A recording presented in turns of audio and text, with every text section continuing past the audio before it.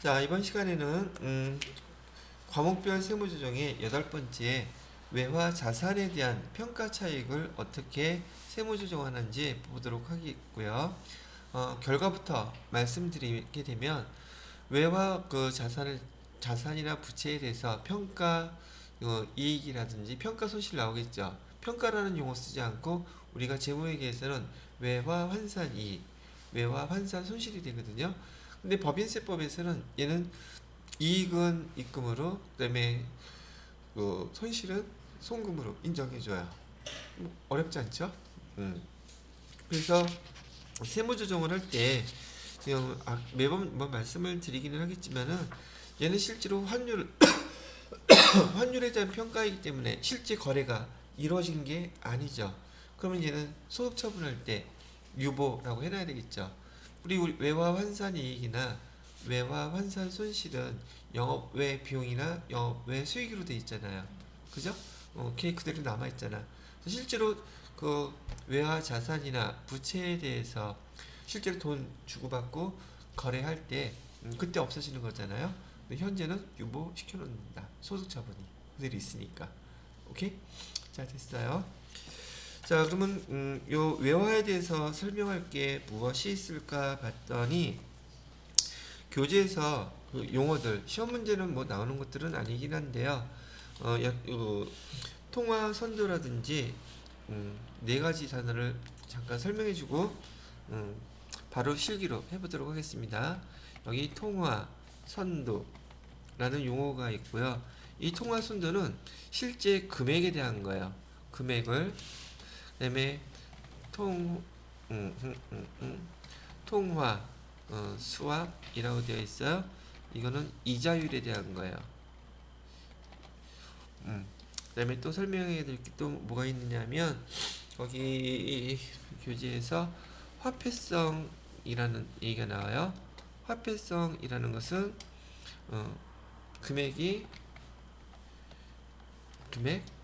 변동 없음 이런 정도로 비화폐성이라는 용어는 대가가 금액 변동 가능성이 있고 그다음에 또는 대가가 뭐라고 써야지 될까요? 대가가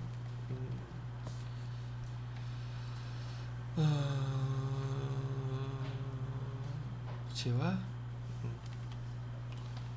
통화성 아닌가 뭐 이런 정도로 정리해보면 어떨까 싶은데 자 우선 통화선도라든지 통화사업 용어만 잠깐 보게 되면 여러분들이 뭐 이런 용어들은 조회해보시면 금방 찾을 수는 있기는 하겠지만 이해가 또 골치 아프게 설명도 어려워.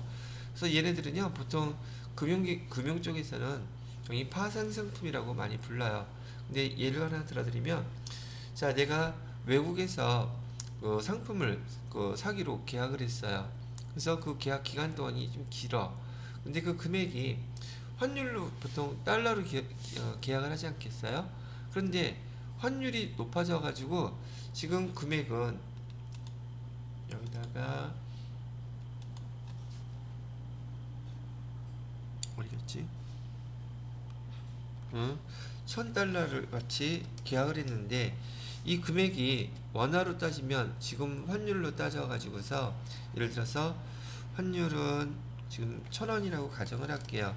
그래서 우리가 예상하는 금액은 원화로 100만원 그리고 100만원이라고 이렇게 예상하고 계약을 했단 말이죠. 그런데 얘가 갑자기 환율이 높아져 가지고 환율이 2000원 돼버리면 우리 계산된 금액에 2배가 나가야 되죠. 근데 달러는 변동사항이 있어요 없어요? 없단 말이죠.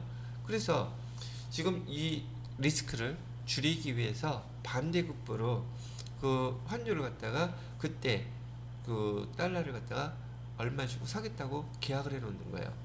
물건도 계약해 놓고 환율로 그 금액도 계약해 놓고 그러면 얘가 변동이 생기더라도 하나가 올라가면 하나는 떨어지겠죠. 그죠? 그래서 상쇄시키는 그런 내용. 근데 그 핵심 금액 내용이 금액으로 얘는 결정하는 것이고 얘는 이자율로 상쇄시키기 위해서 리스크를 피하기 위해서 쓰는 용어다. 이런 정도만 기억해 놓으시면 돼요. 시험 문제 뭐 나올 것도 아니고 여러분이 사용할 것도 아니고 태어나서 저도 한 번도 이거 해본 적 없어요. 그냥 용어가 이렇게 나왔다는 얘기고요. 금융권에서는 파생 상품 때문에 이런 용어들을 많이 사용하는데 뭐 저는 거의 사용해 본 적이 없기 때문에 자세하게 어떻게 뭘 해야 되고 그런 건 잘 모르겠습니다. 자, 그다음에 화폐성, 비화폐성을 구분하는데 우리 재무회계 배울 때요. 저기 대표적으로 이 비화폐성 자산이라고 나오는 계정이 하나 있었어요. 그게 뭐냐면 무형자산이었었어요. 무형자산은 비화폐성 자산이다 그러는데 얘도 간단하게만 정리해 드릴게요. 우선 화폐성 자산부터 간단하게 설명해 드리면 우리가 제품을 갖다가 100만원에 팔았어요. 그리고 외상매출금 해놨단 말이죠. 그랬을 때 이 외상매출금 이 자체가 지금 화폐성 자산일까요? 비화폐성 자산일까요? 이 용어를 구분해 보라는 얘기예요. 외상매출금은 그 대가를 우리가 뭘로 받기로 원하는 거예요? 화폐로 받기로 원하죠. 외상매출금 날짜 지난다고 외상매출금 금액이 변동이 돼요? 안 돼요? 안 되죠? 그 대가는 우리는 지금 돈을 받기 원하는 거예요. 이런 것을 화폐성 자산이라고 불러요. 가격이 변동성이 있다 없다? 자산 변동성이 없는 거를 갖다가 얘기해요. 거기에 반해서 비화폐성 자산이라고 얘기하는 것은 대표적인 게 아까 조금 전에 얘기했던 무형자산이나 유형자산이에요. 유형자산이라든지 무형자산이 될 텐데 얘가 왜 비화폐성 자산이에요? 얘 지금 여기 유형자산이나 무형자산은 자산이기 때문에 값어치가 변동이 되어 항상 일정해요. 금액이 정해질 수가 없어. 그때그때에 따라 다르기 때문에. 그죠? 그래서 얘는 비화폐성 자산이라고 부르는 것이고요. 또 하나, 우리가 제품을 사기 위해서 계약금을 줬어요. 그럼 계약금을 주게 되면 계정 선급금이라고 써놨겠죠. 선급금을 썼을 때 그 반대 급부로 우리가 원하는 게 제품이겠어요? 돈이겠어요? 계약금을 왜 주는 거야? 뭘 원하기 때문에? 재화를 원하기 때문에 돈을 준 거죠. 반대의 급부가 돈이 아니라 그 제품인 거예요. 그래서 얘는 선자 들어간 계정들은 다 비화폐성 자산이라고 기억하시면 돼요. 반대로 선수금도 마찬가지겠죠. 그렇죠? 자, 그 다음에 또 하나 뭐 마찬가지겠지만 선급비용, 우리가 보험료를 냈어요. 선급비용, 내년 거 미리 돈 냈다는 뜻인데 보험료를 낸 대가가 돈 받기를 원하는 거예요? 안정한 보장을 원하는 거예요? 사고 나면은요 돈 받기는 하겠지만 자, 돈 받고 싶어 사고 나요 그냥? 아니 일반적인 사람 특수 목적을 갖고 있는 사람 빼놓고 그죠? 반대급부가 돈이 아니에요. 그 안전 보장인 거기 때문에 그죠? 그래서 그 선자 들어간 계정들이 대부분 다 여기 비화폐성 자산이라고 구분합니다. 지금 보편적으로 화폐성, 비화폐성 나누는 내용들에 대한 회계는요, 국제회계 기준에서 나오는 시험 문제들은 화폐성, 비화폐성 구분하는 문제도 많이 출제가 되지만 여러분들한테는 이와 관련돼서 문제 나올 거는 없습니다. 여기 교재에 이런 내용들이 설명이 나와 있길래 제가 간단하게 정리를 해 드렸던 겁니다. 자, 그렇게 이것도 뭐 정확한 말을 하나 써놓기는 할까? 저도 요거 설명해 드리려고 나름 잠깐 그 용어 찾아가지고 써놨었어요. 통화선도는 뭐라고 여기 적혀져 있느냐면 미래의 특정 시점에 특정 시점이라는 건 보통 만기를 얘기를 해요. 만기 변동사항이 생기면 큰일 나니까 계약한 통화를 사거나 파는 것이라고 이렇게 정의가 되어 있네요. 통화선도.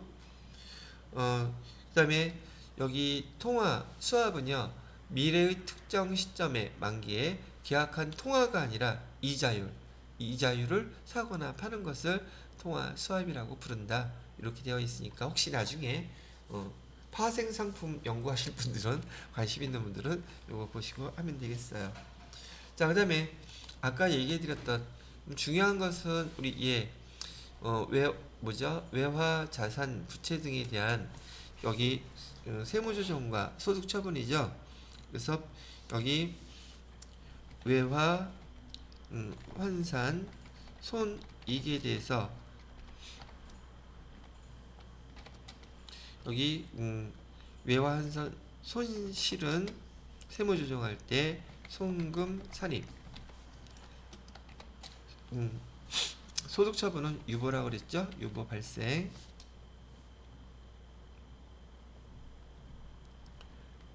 그 다음에 외화 환산 이익은 반대니까 얘는 입금 산입이 되겠죠. 입금 산입하고 얘도 유보 발생 이렇게 처리해 주시면 돼요. 그래서 외화와 관련된 것들은 자산이 되었던 부채가 되었던 이렇게 처리를 해주시면 되겠습니다. 자, 나머지 뭐 필요한 것들은 교재 나중에 한번 읽어보시기 바라고요. 499페이지에 보시게 되면 예제를 주고서 외화 그 자산에 대해서 평가하는 거 한번 해보라고 문제가 나와 있네요. 한번 입력해 보도록 하겠습니다. 자, 여기 2021년도 외화 자산 등 평가 차손익 그 조정 값을 작성하고요. 그다음에 소득 금액 조정합계표에서 세무 조정 반영해 달라고 하네요. 1번의 상황을 보니까 외화 자산 및 부채 내역. 근데 여기 자산은 없고 부채만 있네요. 외화 장기 차입금. 외화 금액은 5만 달러라고 되어 있고요. 발생 시 장부 금액은 5천만 원이었다고 얘기를 하고 있네요. 자, 이것도 자료 작성하기 전에 여기 한번 금액으로 비교를 해보도록 할게요. 파란색으로 할까? 자, 지금 여기 외화 발생 금액은 5만 달러라고 그랬었고요. 5만 달러. 원화 금액으로 따졌더니 원화 금액은 얼마였다고 그랬어요? 5천만 원. 그러면 이때 환율은 얼마였었다는 뜻인가요? 1,000원이라는 뜻이었었겠죠? 자, 근데 얘를 갖다가 평가를 해봤더니 발생 시 장부 금액은 이렇게 돼 있었는데요. 당기 회사 적용 환율을 얼마로 적용했대요? 이건 회사에서 결산할 때 환율을 적용한 걸 뜻하는 거예요. 그래서 얘는 1,050원을 갖다 적용했대요. 그러면 지금 얘 1달러당 지금 부채인데 부채가 더 늘어난 거죠. 처음에 빌렸을 때는 1,000원이었는데 지금 1,050원이니까 지금 얼마가 부채가 늘어났어요? 1달러당 50원이 부채가 늘어났죠. 그리고 얘는 곱하기 몇 달러를 해주셔야 돼요? 5만 달러 이렇게 해주셔야겠죠? 5만 달러 이렇게 하게 되면 지금 50원 금액 얼마예요? 50원 곱하기 5만 달러 하게 되면 250만 원이죠? 250만 원을 외화 환산 손실로 해놨겠죠? 부채가 더 늘어났으니까. 그죠? 그래서 얘 금액만 여기다 한번 메모해 놔 볼게요. 회사에서는 환율 1,050원을 적용해서 250만 원 결산할 때 외화 환산 손실로 해서 안 보이는데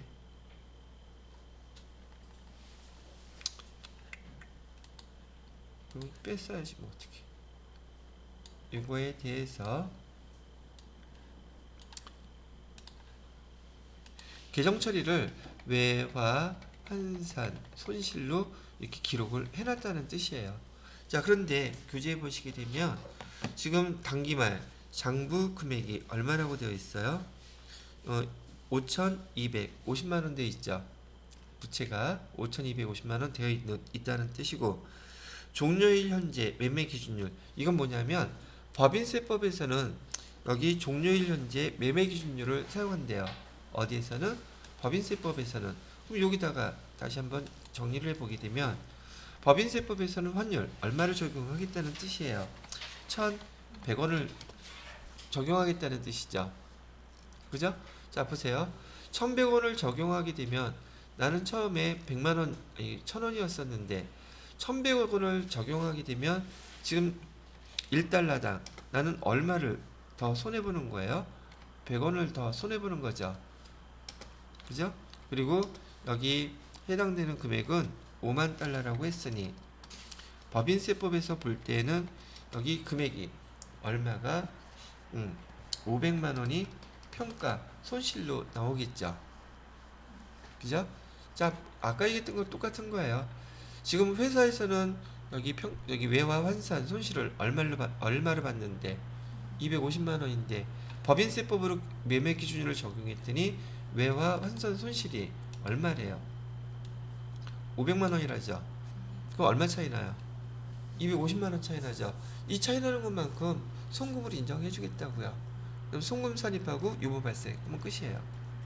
이해가 됐어요? 얘도 마찬가지로 지금 재무회계 기준으로 여기 회사에서는 환율 150원에 1050원으로 계산해서 250만 원 벌써 했는데 지금 법인세법으로 그 한도액 계산해 봤더니 매매 기준율을 적용했더니 지금 외화 환산 손실이 100만 원이 나왔죠. 500만 원이 나왔죠. 그럼 얼마가 차이 났다고요? 250만 원 차이 났으니까 250만 원만큼을 송금 산입으로 인정해 주겠다. 그렇게 조정해 준다는 뜻이랍니다. 자, 내용은 다 설명을 해드렸으니까 얘도 마찬가지로 외화에 대한 외화 자산에 대해서 평가 차익 조정하는 조정 명세서를 한번 작성해 보도록 하겠습니다. 자, 그렇게 해놓고요. 화면에서 외화 자산 등 평가자 손익 클릭해 보시고요. 지금 여기서 주어진 자료가요. 외화 자산이에요? 외화 부채예요? 통화 선도예요? 통화 수합이에요? 이건 뭐 나도 모르겠는데 이거는 늘릴 일 없기를 바라겠죠? 작년도 거 제가 다 풀어봤더니 이거 누르는 건 없더라고요. 뭐 1년 동안 이런 게 없다면 앞으로도 없겠죠? 아니 그거 따지지 말고 보편적으로 저기 회사에서 어떤 것들이 주로 많이 생기겠느냐는 얘기예요. 재무회계에서도 우리는 통화선도, 통화수업 이런 거 사용해 본 적 없잖아요. 그래서 외화 자산, 근데 외화 자산으로 나올 수는 있어요. 자, 외화 부채 클릭하시고요. 아무것도 따지지 말고 입력하라는 대로 그냥 입력해 주세요. 외화의 종류는 뭐였습니까? 라고 물어보고 있잖아요. 그죠? 외화 종류 뭐였어요? US 달러. 외화 금액은 얼마였었어요? 5만 달러. 적용 환율은 장부 적용 환율은 얼마예요? 1,000원. 그래서 원화 금액은 얼마 계산이 됐어요? 5천만 원. 평가 금액 할 때 평가 적용한 환율은 얼마가 됐습니까? 지금 여기 문제에서 이거 다 안 읽어봤구나. 문제 한번 읽어볼게요. 499페이지예요. 아까는 거기 그 외화 거래된 내역들만 환율 평가한 내역들만 봤는데 이번에 보시게 되면 외화 자산과 외화 부채의 평가 방법으로 사업연도 종료일 현재의 매매 기준율로 평가하는 방법을 선택하여 신고했다. 매매 기준율이라고 했었죠. 매매 기준율을 사용한대요. 뭐 할 때는 신고했을 때는 이걸로 사용해서 신고하겠습니다. 라고 얘기했다는 뜻이에요. 3번 결산 시 임의로 환율을 적용해서 화폐성 외화 자산의 부채를 평가하였으며 이에 따라 외화 평가 손익 인식했다. 그래서 아까 장부상으로 250만원 외화 환산 손실로 기록했다고 얘기했던 거죠. 자, 마지막에 4번 과거에 발생한 환율 조정차 되는 계정은 없다고 한다. 신경 쓸 필요 없다는 얘기죠. 자, 그래서 요 적용 환율은 지금 얼마를 적용했다고 신고했다 그랬었어요. 매매 기준 환율 얼마였었습니까? 1,100원이었었죠. 원화 금액은 5,500만원. 그리고 평가 손익은 그래서 500만원. 차이가 났죠. 되셨나요? 자, 그런 다음에 여기 아까 우리 봤던 거기 원장 조회를 하셔서요. 외화 환산 손실을 한번 보세요. 외화 환산 손실 금액을 935번 조회해보면 여기 외화 환산 손실로 250만원 지금 해놓은 거 금액 알 수 있죠? 이건 조회만 하시면 돼요. 알았죠? 있고. 자, 그런 다음에 여기 옆에 있는 을지는 다 작성이 되어 있으니까 갑지 옆에 탭을 갑이라고 되어 있는 탭을 클릭해서 열어보세요. 여기서는 뭐 다른 거 구분해서 설명할 거는 필요 없대요. 여기 화면 보시게 되면 요 밑에 화폐성 외화자산 부채 평가손익을 해서 당기손익 해당 금액 얼마라고 나와 있어요? 500만원 나와 있죠. 근데 회사에서는 조금 전에 계산한 거 보니까 얼마 해놨었어요? 250만원 해놨었죠.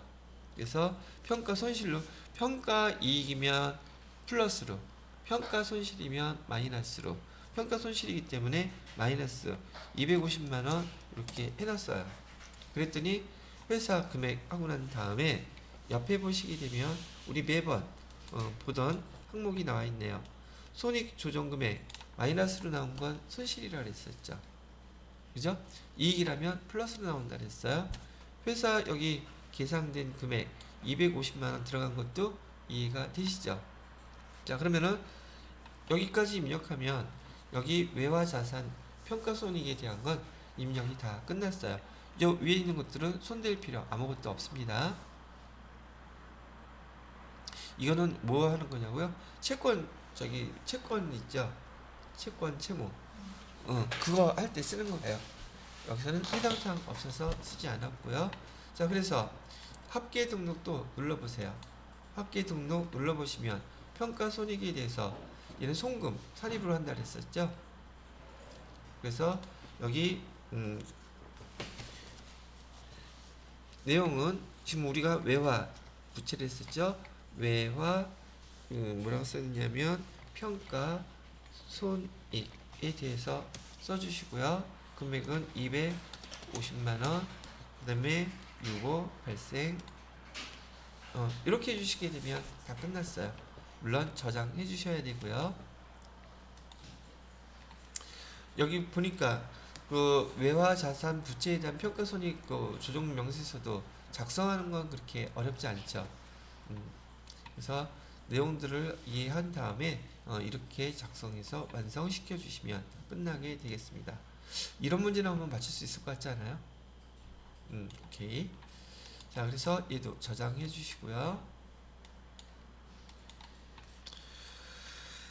그러면 여기 500페이지까지 여러분들이 그 해당되는 자료들을 보시고서 한번 연습해 보시고 내용도 한번 읽어봐 주시면 될 것 같아요.